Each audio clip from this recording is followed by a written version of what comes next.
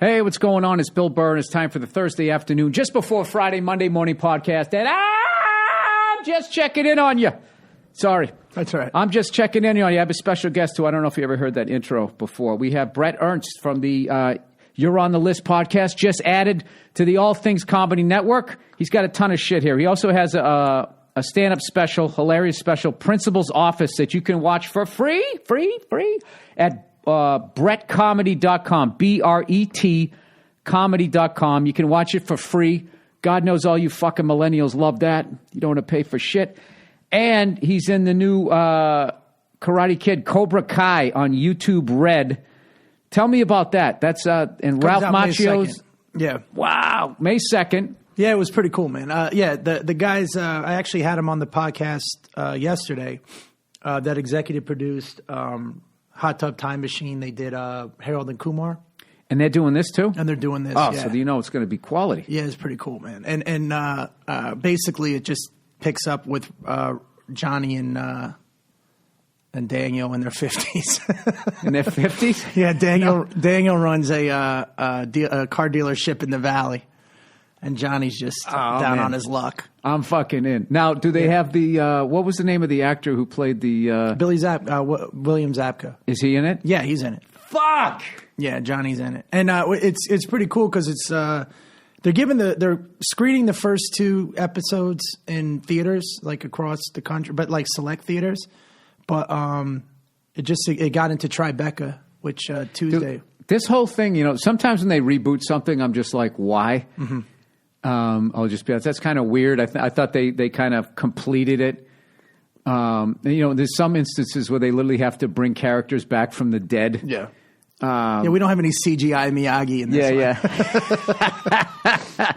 But this one here, what I like is they're not like hiding the time that went by, and that, okay, it picks them up, they're in their 50s. And I think that's a really, interesting thing, just as far as being finally in a writer's room after all these years on a show that I do, is just getting to write to that. And you get to fill in all of this cool, like, backstory of what happened to these You learn guys. more about Johnny. Like, nobody ever really touched on, because people forget he was still a kid in high school. You know what I mean? But now you learn a little bit more about him, and then I play actually Daniel. I don't want you to give anything away, but he was a kid of divorce, right?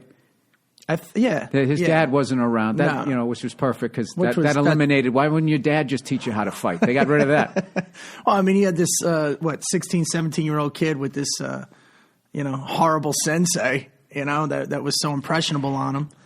But it's pretty cool. Oh, wait, no, I don't know the character's name. I thought you were talking about the karate. I thought you were talking, Ralph Macchio's not named Johnny. Johnny is a bad, well, I mean, it's pretty, indicative, I guess, of that time where, I was a latchkey kid. Right. Single, everybody had single moms. And yeah, well, Daniel's, Well, both my parents worked. So we all had keys, and I remember it had all the names of the kids right by the door, and we would all grab our keys, and then you'd come home, and whoever was the oldest was running shit. Yeah, and could tell, just had total fucking authority. Could tell you to go to bed. Like my older brother would tell me to go to bed, and I had to do it. If I didn't, he'd beat the shit out of me. Really? Yeah. You're like, dude, you're only a year older than me. He was 2 years older than me. Yeah. But I started fighting back. So then what he understood was like, all right, I'll keep him under my wing. And now I got a 4-year buffer between the next kid. And then that's when his power was solidified. And I sold out all my younger siblings just so I could stay up and watch fucking Deputy Dog. I was the middle, man. But my older brother had all the authority, yeah. I would come home and, he was like the man of the house at 12. Oh, yeah. And what were you, 9, 10? I was, this guy was 4 years older than me. Oh, 8. Yeah, 8. Keith was 3 or 5, so, yeah. So, and that lasted pretty much most of my But childhood. it taught you about power, how quickly it can corrupt somebody, how most people can't handle it. All right, so now I'm really fascinated about this. So Johnny is the Cobra Kai guy. I'm sorry. All right, up. But you're right on both ends. I do think Johnny's father wasn't around either. But Daniel had to learn from the fucking maintenance guy. Because he's got no fucking father. Yeah. So, who better than the guy that fixes the sink?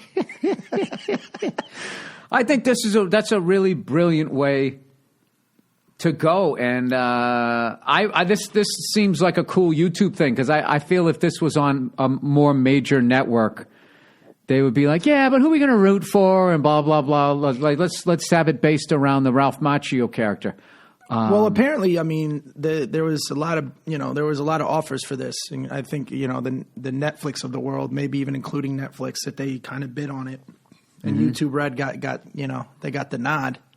So Jesus, they were telling us, because I was asking them yesterday on the podcast, the producers, I'm like, through the process and everything, and they said they went into YouTube Red and just figured, all right, this would be like the practice pitch, but as it linked, as they sat on it some more and saw the interest and what they were going to be able to do, and it just became more appealing, and they went with YouTube I'm a big Red. believer in that. I'm a big believer in not taking the money if somebody else will give you more. Yeah. What you want to do, because then you go down swinging with what you want to do, and I also feel you'll get more control. You get more of. I saw this great thing one time. This heavy metal band that never made it, and it just I forget what the name of the documentary was, but it just took them through their whole career and how they just stayed together and stayed together and stayed. What was together. that? Anvil. This guy knows everything. He's like Google. Oh, thank you, Aaron in the corner. Yeah, Aaron's right. Aaron in the corner.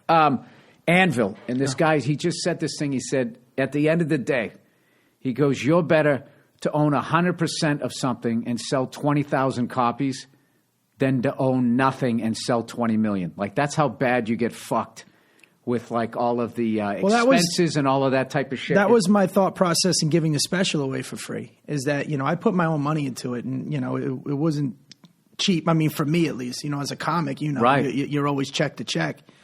So it basically, like, I think my next special, I'll try and shop it, but excuse me. Well, don't ever give up ownership. No. Well, the thing for me was that this was kind of a personal thing for me. Like, it's kind of like a one-man show in a stand-up format, but I only had enough money for one take. I did it in Colony Theater in Burbank. But the concept was basically, I want to own it. Because I found How dare you? Well, all my other... That's how this business is. How dare you? Well, the thing that kind of... You should be worried about exposure. We're going to pay you an exposure.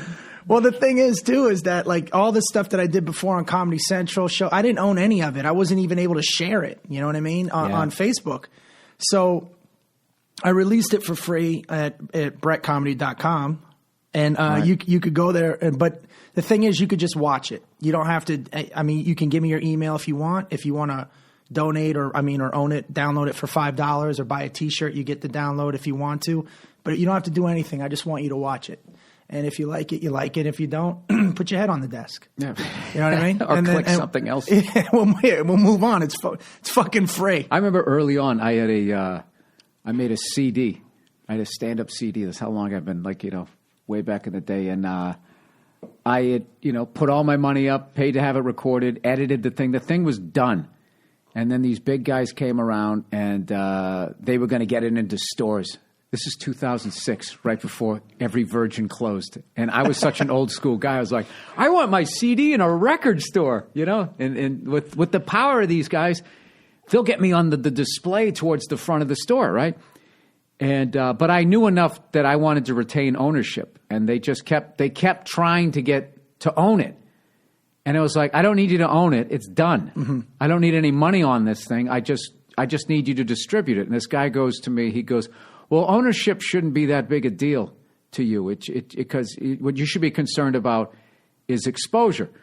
So I said to him, I go, all right, fair enough, but if ownership shouldn't be that much of a big deal for me, why is it such a big deal for you? And my manager was in the room, and he goes, great fucking question.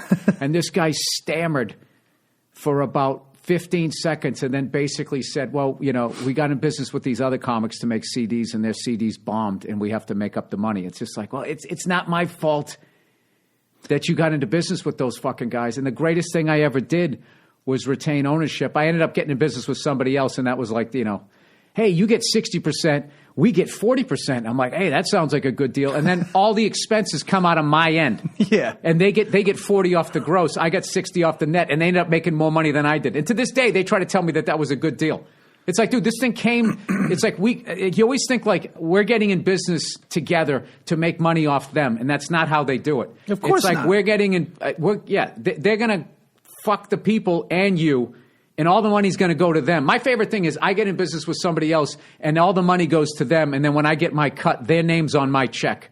And it's just like, so how the fuck do I know what came in? And then if you audit them, then you get labeled as difficult to work with. Yeah, I know. It's like difficult to work with or difficult to steal from. And and one of these deals I had, it was like, if they were one of the DVD companies, if I was to audit them and they were off less than like 8%, then I had to pay for the audit. And it's like, well, you just gave them a license to steal 7.5%.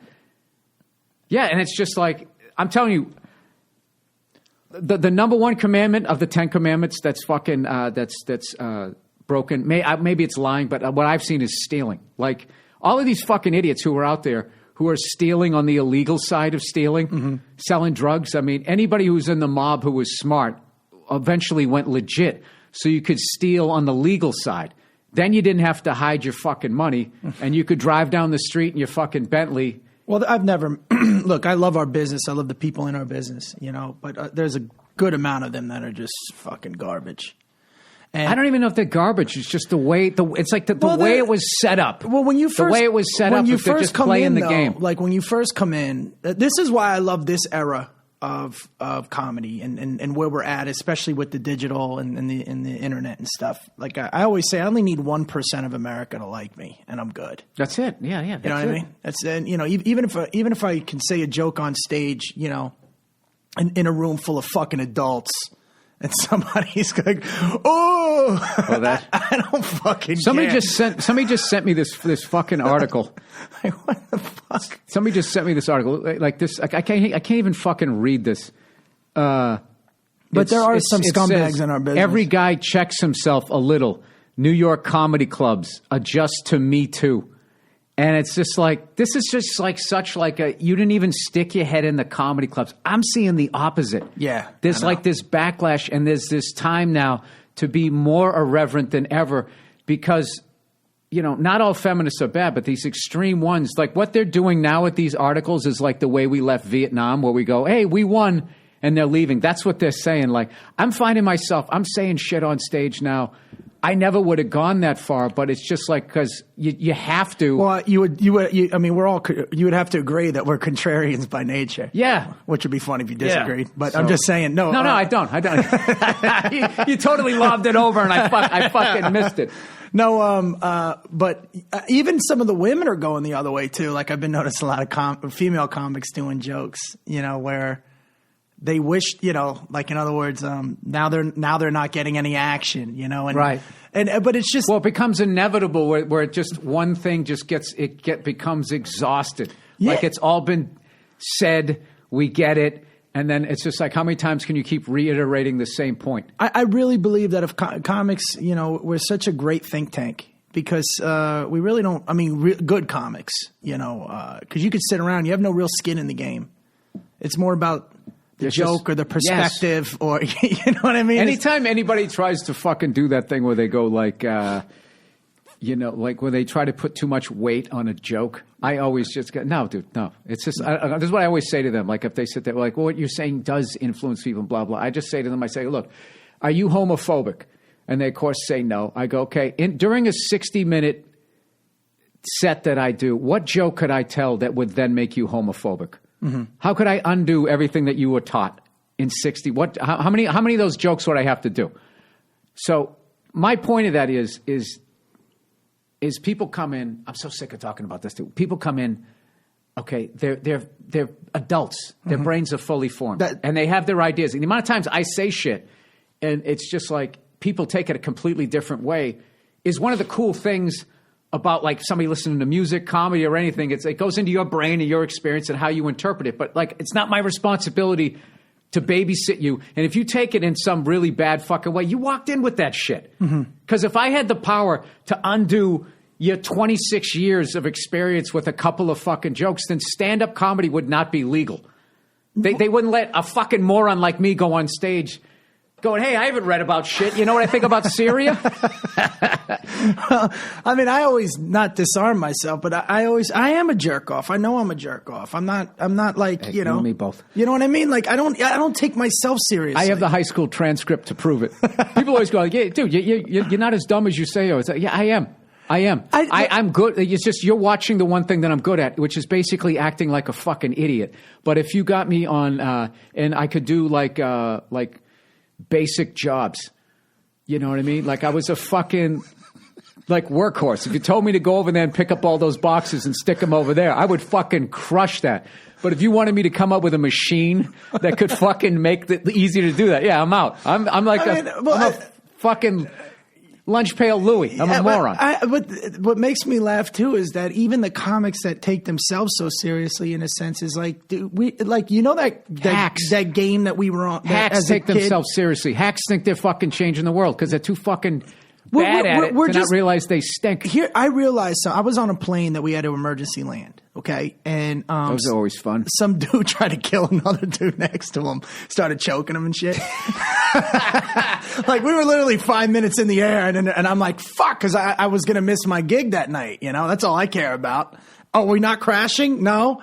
Well, where are we going? I got to make my gig, you know? He tried to kill the guy? Yeah, he starts choking the dude. So then the guy... Do you know what preceded it? I was all the way in the back. I think the guy just flipped on him. It was like some dude that was in a I'm going to go with the armrest. It was an armrest fight. Anyways, long story boring. The guy's obviously playing it up now that he, you know... So they start... Now, us in the back don't know what's going on, okay? So the stewardess runs back and said, is there anybody here in the medical profession, you know, in the medical field? A couple people get up. I see a guy that was a cop get up, a guy that was a fireman. She should have said, attention, everyone, there's nothing wrong with the plane. Well, they made that. Did they say that? It came back to us. I mean, this is after they were asking for everybody. Because I would have been in the back. How the fuck is a cop going to fly the plane? Well, the point being is that all these people started getting up, and that's when you realize that your job is just so fucking useless. Oh yeah, it's like I just need to watch and you know. Unless they're like, hey, can you come up and do 5 minutes to cheer everybody? Yeah. Other than that, what the fuck? All these people have a real purpose. And I'm not saying we don't, but, you know, if you're doing the Maslow's hierarchy thing, comics are not like... We're like junk food. Yeah, absolutely. You know what I mean? It's just a comfort food kind of fucking that's thing. What we are. We're McDonald's. It's not nutrition. Yeah, so well, I would say... You're going to be hungry again for knowledge 10 minutes after watching my act. Yeah, like if you're learning from me, there's something off. It's sad. And if anybody ever said that to me, I'd be like, oh no. So I point him towards a library or something. Like all these comics think they're Carlin, but and I don't think there's a lot of that though. There's a lot of political. I was going to say, especially in like the open mics where, and even there's a couple of younger comics that were talking to me that they coined a term called clapter. What is that? Like these people just go they don't laugh, they clap. Well, hilarious. They just make a statement, and everybody's like, yeah, you know. Like I used to call that was the Oprah. The Oprah. Somebody. Where's the fucking joke? You two need to get a job. Woo! And everybody just starts fucking clapter. Well, I think you know, just going if you're online all the time and like if you get stuck into that fucking swirl, a rabbit hole of that shit where it's just like. You know, when people just start posting this information that you need to know, it's like, where did you get this? Who the fuck are you? And there's two words I hate the most is curating and algorithm. If I see that anywhere, I just because I got to be honest with you, like even like as much as I love Netflix and everything like that, it's like you watch one season of Narcos. Your whole fucking thing is just now going to be all drug lords, dealers, behind the scenes of prisons, you know, San Quentin, the real fucking, it's just like, you know, you almost get offended. Like, you know, there's more to me than just that. So I actually looked at it, but like, when I did my last special, when I went in there and they showed me how the algorithm worked, I mean, I was fucking blown away, but like, so maybe it isn't their fault. Maybe I'm such a fucking moron that I watch too many. They're just like, we give up on this guy. Let's just... Well, I share one with my wife, and she's always like, I watch cartoons, man. I'm dead serious. And she's like, what are you, fucking 12? You know, I would love them to bring back is Johnny Quest. Johnny Quest was all right. I got to be honest with you, man. I wasn't a big fan of that. You know what I loved about Johnny Quest? If you fell off a cliff, you died. That blew my mind. Yeah, that's you got true, shot, you fucking died. Like, people were dying. Yeah, you were used to Bugs Bunny where everybody just came back. Yeah, Wile E. Coyote turned into a fucking accordion, gave you a look like, well, that didn't work, and then he comes back totally fine. Should have been in a fucking wheelchair. Let's get. By the way, I saw a meme talking about the Facebook shit real quick. I was dying laughing. It was a general, and it says, "Well, we bombed Syria. Let me go into Facebook and see what the experts say. I need to know what our next move is. Let me go to Facebook and find out what all the experts say." Yeah. I'll be honest with you. I don't understand that whole part of the world. The people that were fighting and all that. But I also know that I haven't read up on it. But I just look at it like the people who are fighting don't have a plane or a boat. I just don't get how they're going to get us. I know 9/11 happened, but they caught us with their pants down. So all you have to do is just, what does Israel do? Israel hasn't had a hijacking of a plane in like, I don't know how many years. Keep a dude in the front. And then when they watch the planes all night. Mm-hmm. So it's not even a fucking option. And they're sitting right in the middle of that hornet's nest over there. And they're able to survive it. So I don't know. I'm just worried about us financially. I feel like these fucking jerk-offs, they're dragging us into the deep water here. Mm-hmm. And, in the whole, there's more than one way to skin a cat. And it's just because, realistically, why would you ever try to fight us? We could literally blow up the whole fucking thing with one push of a button if we wanted to. But I don't know. Maybe somebody over there is good at math. And knows it better than I do, but I just sit there. Debt wakes me up at night. That's why I try to keep all my shit. I'm not good with it. So like anytime I see a store. Does your wife handle that stuff? No, yeah. I do. I am a fucking one-stop operation. Mm-hmm. I handle the whole fucking thing.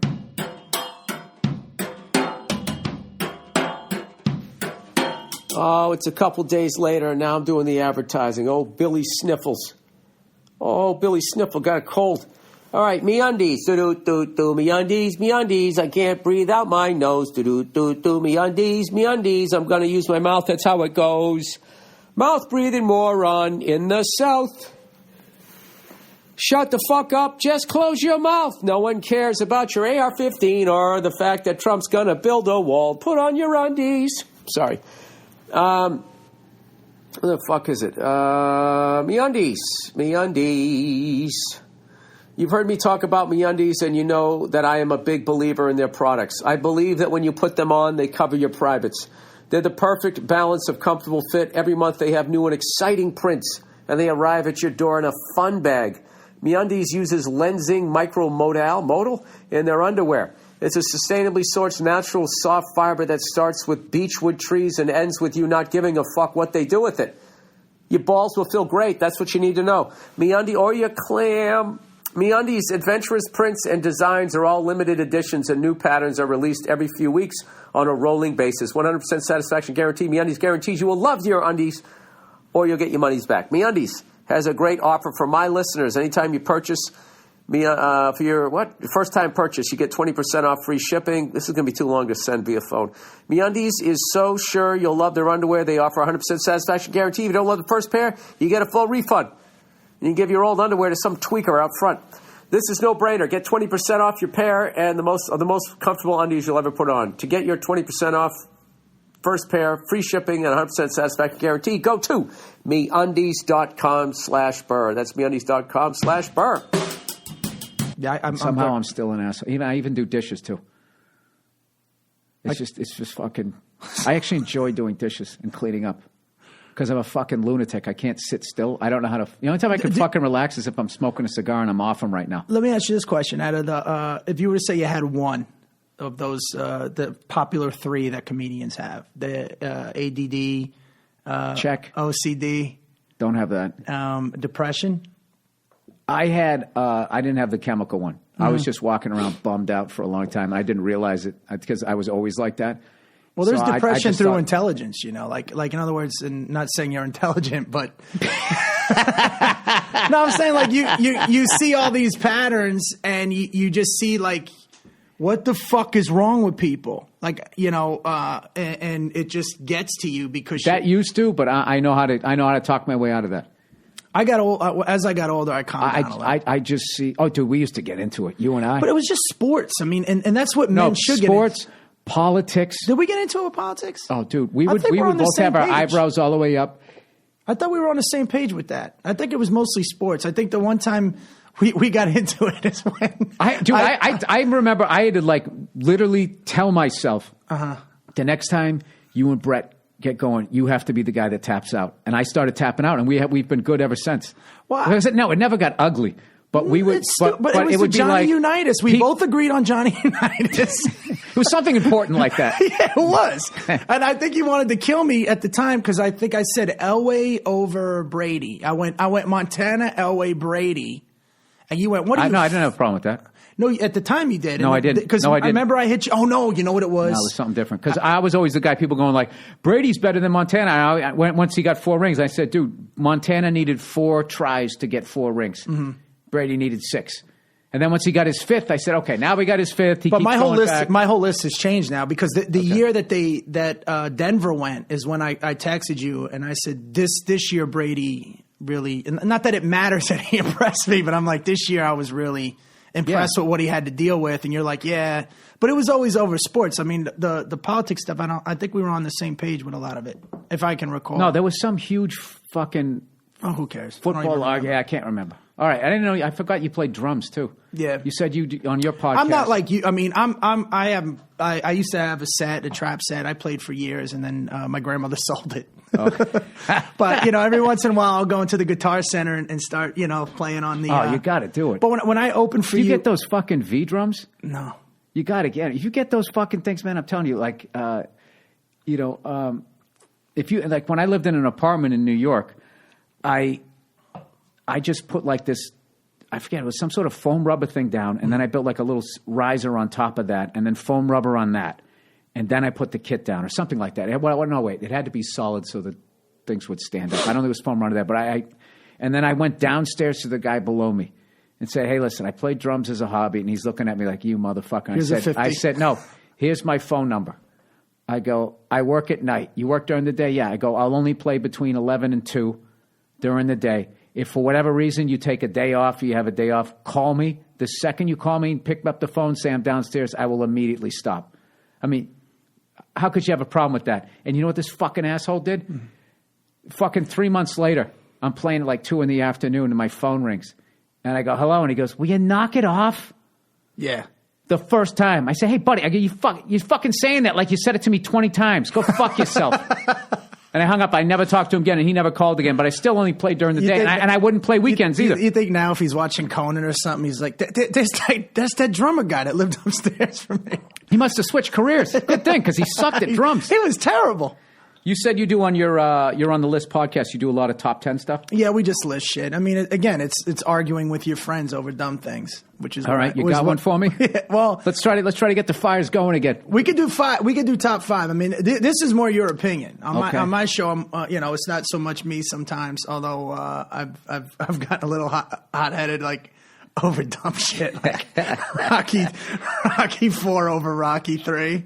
Stupid shit. Yeah, it's important. It is very important in the scheme of life. If it matters to you, you're living your truth.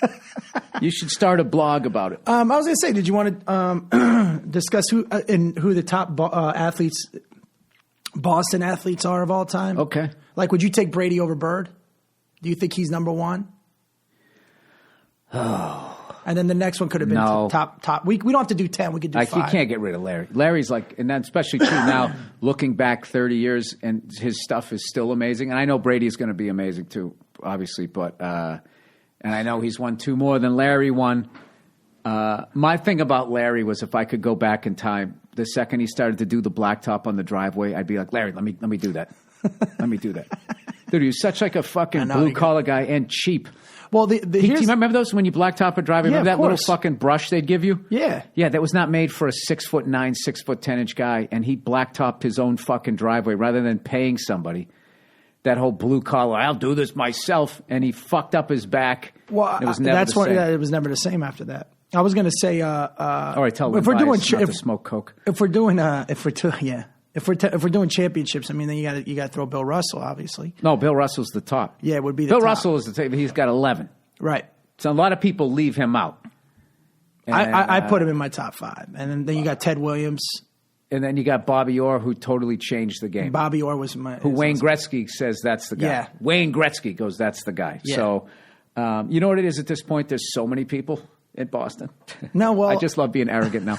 Well, listen, I remember a time when you guys were awful. This is what it is. And you don't have to go that far back. No, you don't have to. No. And I was going to say too, I would put my top 10 in Boston athletes because he would be your Don Mattingly was Wade Boggs. I used to like Wade Boggs. Yeah, no, and I might throw Andre Tippett in there as well. Andre Tippett. There's a lot of great guys that never got. I mean, Jim Rice. We had Rice, Fred Lynn, Carl Yastrzemski. We just had Yastrzemski's great. All of these great guys that And I always hated that. I always make fun of Dan. I don't hate Dan. People think I hate Dan Shaughnessy. I just like breaking his balls. But like he wrote that book, The Curse of the Babe, and it was just such a cop out where you just don't even address. Granted, I never read the book, but I just looked at the title and I judged a book by its cover, and it just was such a cop out. It's just like, no, dude, we were just a really bad franchise. We were a bad franchise. We were like the Flyers, where the Flyers won 2 cups by beating the fuck out of the league, and they were like, that's what works. And that's what the fuck we're going to do. And now they're finally coming out of it. But, dude, they had like a 30, 40-year fucking hangover of trying to continue to – maybe 30's more fair. That Broad Street Bullies doc is fucking amazing. Oh, it's incredible. Yeah. But they were so successful winning back-to-back. You got to understand, they were only in the league since 67, and they won their first cup. They went back-to-back 74, 75. Their 7th and 8th year in the league, and everybody's like, this is the future. And that almost destroyed hockey. And they just continued. It was okay during the 80s because there was still a lot of that left. But in the 90s. Early 80s, it was still. I remember going to Brendan Byrne Arena and watched the Devils and Flyers go. And we just went just for that. For the fights. Yeah, dude, it was crazy. The first 9 Bruins games I went to, I would only go if they played the Canadiens because I knew there was going to be a bunch of fights. And there's a classic one on YouTube where there's a bench clearing brawl back when the benches faced each other, the old Boston Garden. And Chris Nyland was walking off the ice, and according to him, somebody threw something at him. I don't know what happened. He pushed Ken Linsman, and then the little Ken Linsman, the rat, goes down after this heavyweight Nyland, and all of a sudden, too, there was cops involved, and then the benches cleared, and I was at that game. See, the thing with sports to me now, and again, man, I know the athletes are better, but no, that's what it Big was. Poppy, I got to put Big Poppy on. Big Poppy's he's in the 10. Yep. He might even be 5. That's what we were arguing about. I remember what Manny it was. Ramirez? No, the Jerry Rice thing, that he was faster than lightning.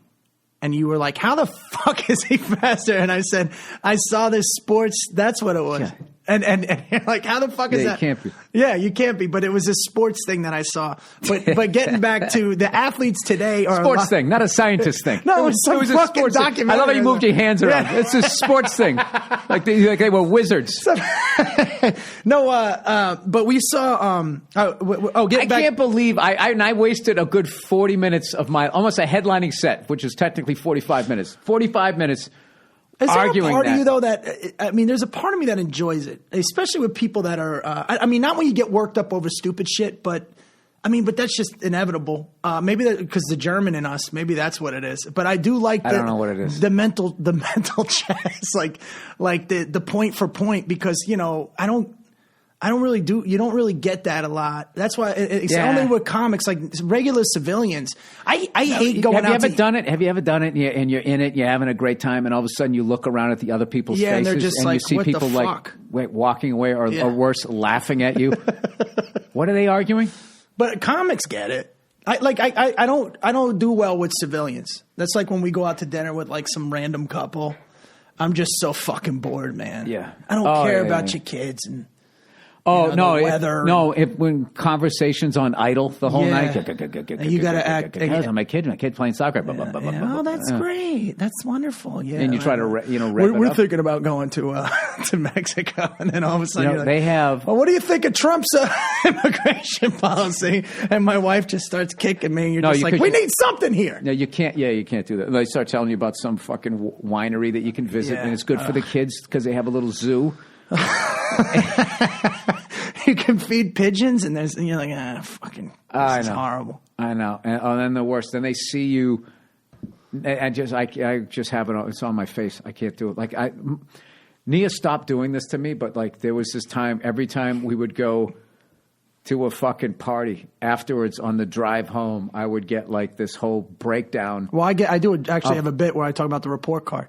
Oh, is that what? Yeah, I needed to tell you that before we get into it. Oh yeah, no, they all do it. You get this fucking report. You think you had a good time. So what is your report? Yeah, I know.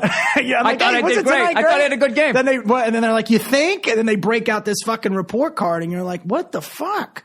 Because they document everything. Here's the thing. Can you fucking imagine the hellfire if you ever did it to them? Oh, you can't. You can't. It's so funny.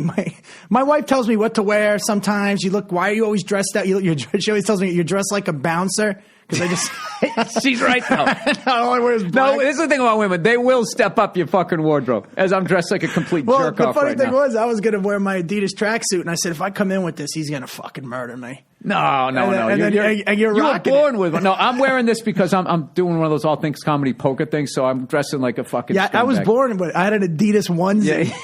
Yeah. No, but you know, it was funny. We were at Sebastian's party. Remember? It was a great party for the baby, and you were fucking hammered, and we were hanging out and talking. You know, it was funny too. I went to go take a picture. I was by his pool, and somebody backed into my hand, like barely touched my hand, and I dropped a full whiskey into his fucking pool. I was so embarrassed. And Sebastian's going, "No, dude, it's fine. It's fine." Was I that hammered? No, it was. No, I was hammered. I'm saying it a good way. Because we were all drinking, and there wasn't a lot of drinkers. I was there. watching our wives, and they just look at us from the distance. And my wife's nervous. I can tell. We were having a great time. We were like, dude, we're gonna rent a fucking yacht in the Mediterranean.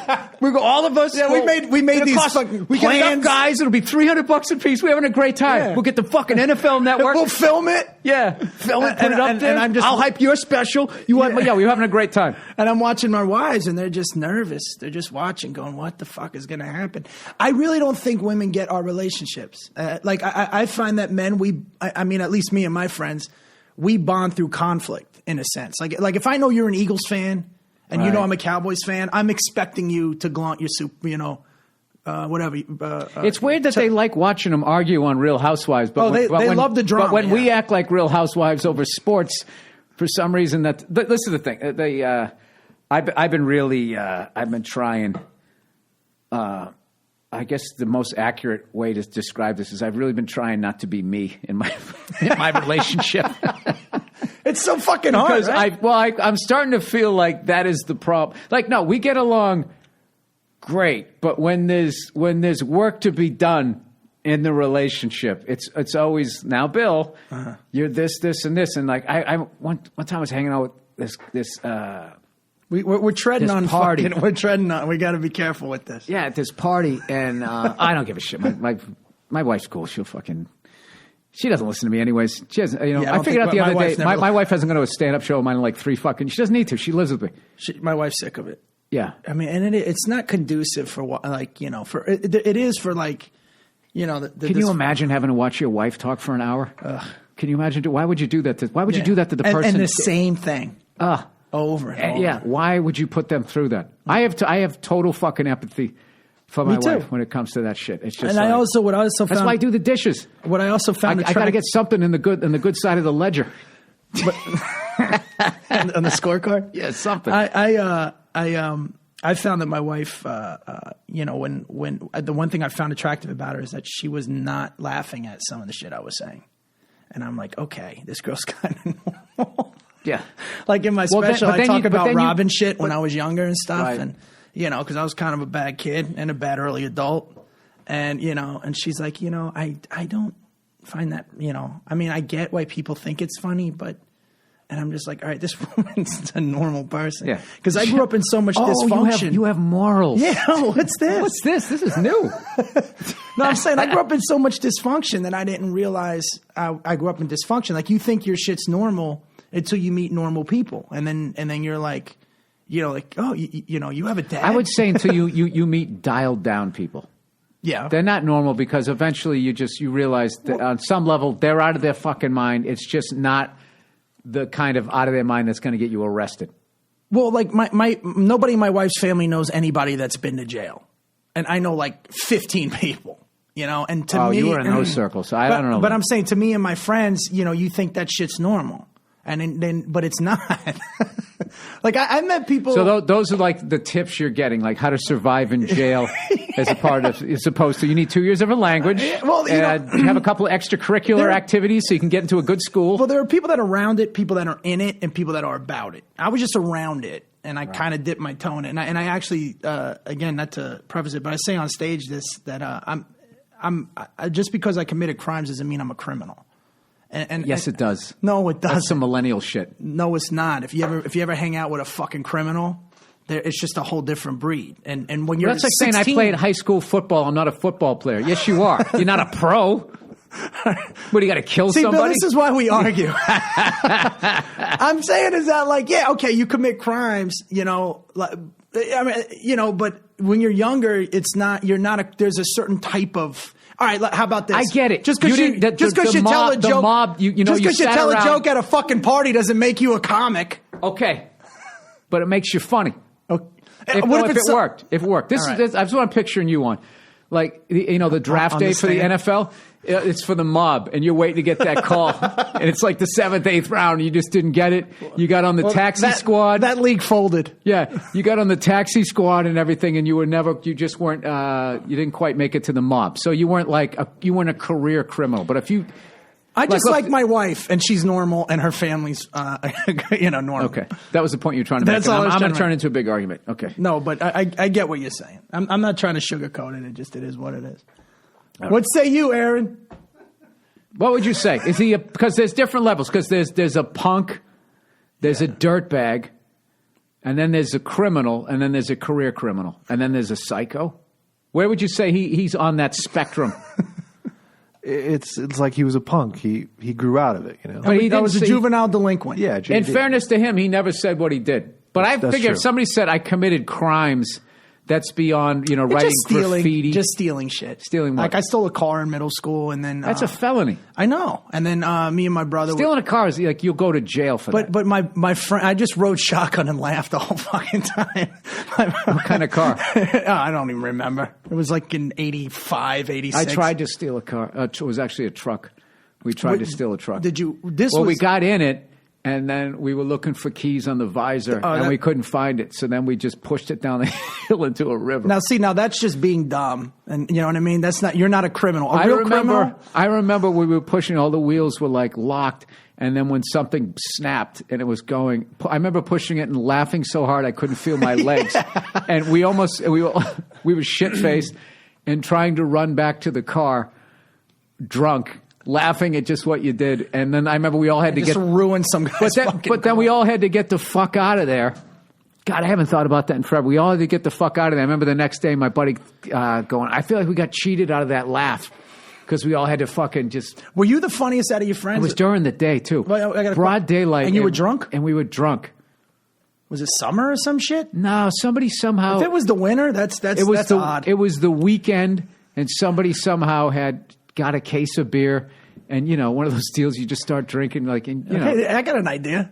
Well, how like the way you drink when you first drink is like, you ever hear that shit about it's way worse to get, if there's a poisonous snake, it's way worse to get bitten by a baby one than an adult. Because adult knows it'll give you just enough to fuck you up. But the baby just like both barrels. That's how you drink. Like when you're an adult and you drink, you're a gentleman. You're sipping shit, you're like Gleason in the Hustler, right? Yeah. But like when you're a kid, you're Fast Eddie and you're sucking it down. You're a fucking mess. That's the way we were drinking. And we ended up, and we were underage. So you end up in a parking lot or the woods. Now, we were in a parking lot. Here's the difference to my point. Now, let's just say that I'm with my friends and there's one kid that's like, hey, I have an idea. Let's break into this dude's apartment. Mm-hmm. Okay. And then you're like, okay, because it'll be fun to break in somebody's apartment. But this guy has got other motives. He's like, no. I know we're going to take the credit cards. I'm going to take the keys. He's got it planned out. But I'm in it just because I think it's fun. You're in it for the story. Yeah, and the laugh. Yeah, the story, absolutely. When you're a young dude and you're trying to get a rep, and you're right. just – so that's when you commit the crime. But then there's the guy that's like, no. Oh, he sees a future. He's like, here's what you're going to do. And I'm going to put a house on this. Yeah. And then this other guy's going to have to pay for absolutely. it. Absolutely. That's the difference between. We're never going to get caught. That would be the difference between because when my buddy pulled up with the car, I jumped in the car and we just went cruising. And then we ended up wrecking it. It was 4 of us. I would love to tell this story one time about that night because it was 4 of us, me and my... Well, you should tell it on your podcast. Yeah. You're on the list. Yeah, I won't do it now. Yeah, Was that a passive-aggressive way for me to say shut the fuck up with the story? Or was that like a way No, because it seemed like you didn't want to tell it now. If you want to tell it now, I'll listen. No, it's not even that long. I'm just saying, like, if I can ever write a short film or something. Oh, okay. It was just an interesting night that the 4 of us, 2 of us got pinched and the other 2 didn't. And they didn't rat you out or anything? No. Did you ever end up... I remember one time we stole a case of beer out of a fucking liquor store, and the whole thing was like, this was the deal. So we came up with this idea. Oh, I can't tell this story because just don't use names. No, because we're doing some of it on a project that I'm working on, so I can't give this away. But we're giving these people like blue balls here. You know the deal. It's just basically you fucking walk in, the oldest guy looking kid, and you just fucking you walk in, you stand in line. You act like you're gonna pay, and at the last second you fucking run out. Mm-hmm. And yeah, it was one of those. I used to go into grocery stores when I had no money, man. And I'm like 19. I was washing dishes at Hooters. I had like 3. I was bouncing at a nightclub, washing dishes at Hooters. I was trying to do something with my life. Did you ever have to clean the grease trap? It's the fucking worst, man. We had to do it every night. Well, that's not bad. Ours was every 3 months. It'd be 3 months of grease. We had to clean the fucking fryers, man. That was a pain in the ass. Empty all the oil out. I was a prep cook. I robbed every place I worked for, man. That's how I ate. I used to kangaroo pouch my apron, and then when I was like prepping food, I would put it in my apron. I had a What are you, fucking in my homeless? trunk. What do you mean that's how you ate? Well, I was pretty much on my own. I mean, I was one of those losers that went away to community college. I've never heard of that. I never knew. I went to community college in another dorm. town. No, it doesn't. That's the point. I'm crashing at some other dude's apartment, and then I was trying to go to school and just try and get my life going, man. And when I worked there, I just used to stack up on food. I had a cooler in the trunk. Oh, you were broke. Okay, I get it. Yeah. All right.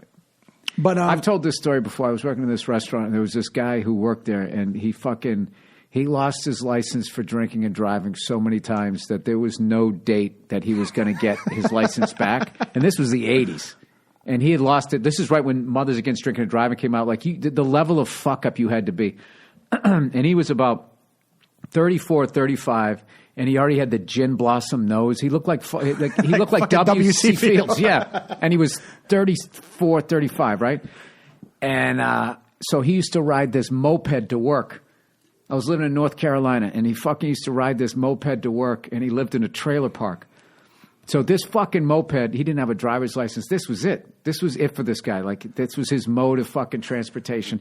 I remember he used to, like, on cold winter days, he'd come to work, and he would always be drunk and hungover, so he would shower late, and he would come to work, and his hair would still be wet, and he would have frost on his hair. He looked like fucking Grandpa Munster, right? So one time, he parked it back there.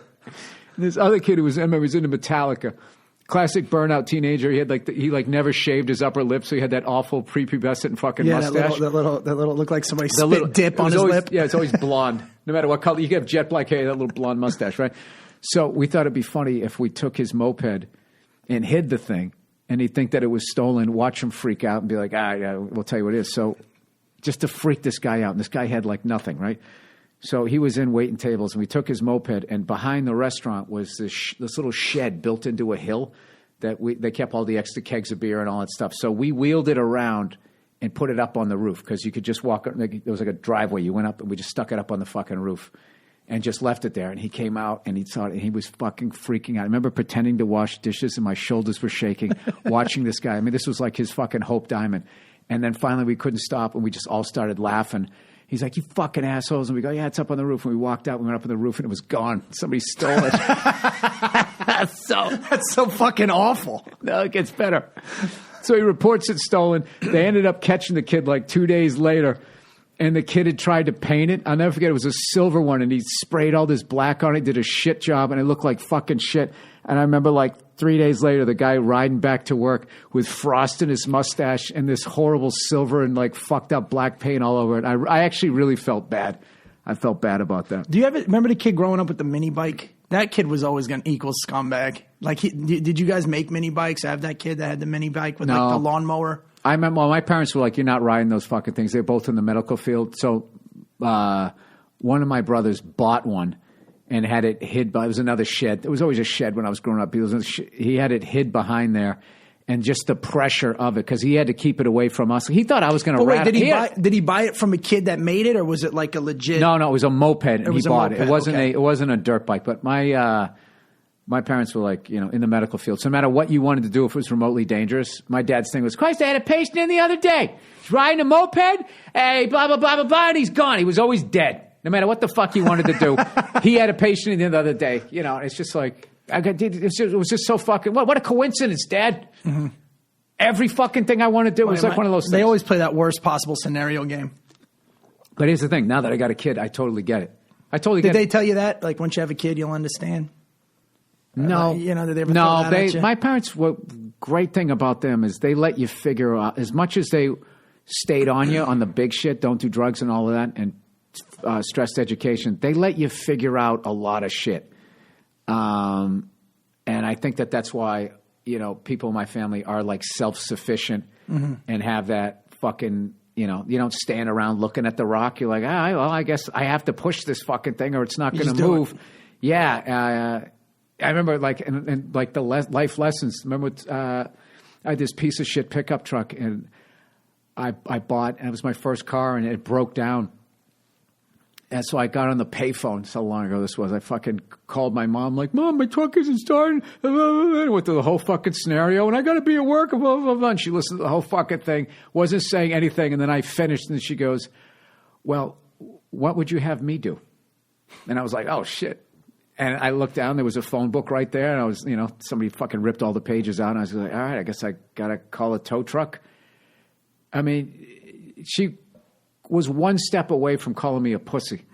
Your mom? Yeah, like, why are you fucking, like, what am I, a fucking mechanic? All of that was in that. You have a dime. Why did you fucking, it was a dime back there. Why did you fucking call me? Call a fucking, what am I going to go down there and pick the truck up, you fucking moron? I know you suck at math. Are you bad at life too? I heard all of that. And I felt stupid. But I remember I was mad at her. And then. But was it tough love or was it? No, it was totally tough love. Don't fucking bother me. No. It was all planned. It was tough love because it was just like. This kid's got to learn. Yeah, because one of these days you're going to be on your own. And like, I saw Dana Carvey do a hilarious bit about that. Where, his kids were calling him up or something like that because something wasn't working rather than calling the landlord. And I guess that's a thing with kids nowadays. Like his generation went too far overcorrecting because like, if you watch like his comedy, the old guy, we had a game called Stare at the Sun, like I think his was so tough that then there was maybe like a bit of an overcorrection. But I remember when he was doing that bit, I'm not going to try to redo it. It was fucking hilarious. But it reminded me of that story and then thinking like once again how right my mother was being like, all right, well, you have a fucking brain, use it. The thing that I found the difference, like the way our parents were raised and the way they raised us is like my mom when she was younger, you stay outside, kids played outside, you come home when the lights came on. I mean, you're a little older than me. And where I grew up was a little different too in North Jersey at the time. It wasn't our parents raised us the same way, but the outside wasn't safe. If that makes any sense. When they were younger, it was safe. But then, like, come home when the lights are on. Right. You're like, okay. And I'm riding by fucking crackheads and, because to them, they were raised that way. And then I think our parents saw a lot of shit they shouldn't have seen at a young age, people our age, you know? And now they're overprotective. Yeah, I don't know how to, like. I think it's going to even out with like kids your age. I think you guys are going to be a happy medium. You know what really fucked me up was, remember that To Catch a Predator?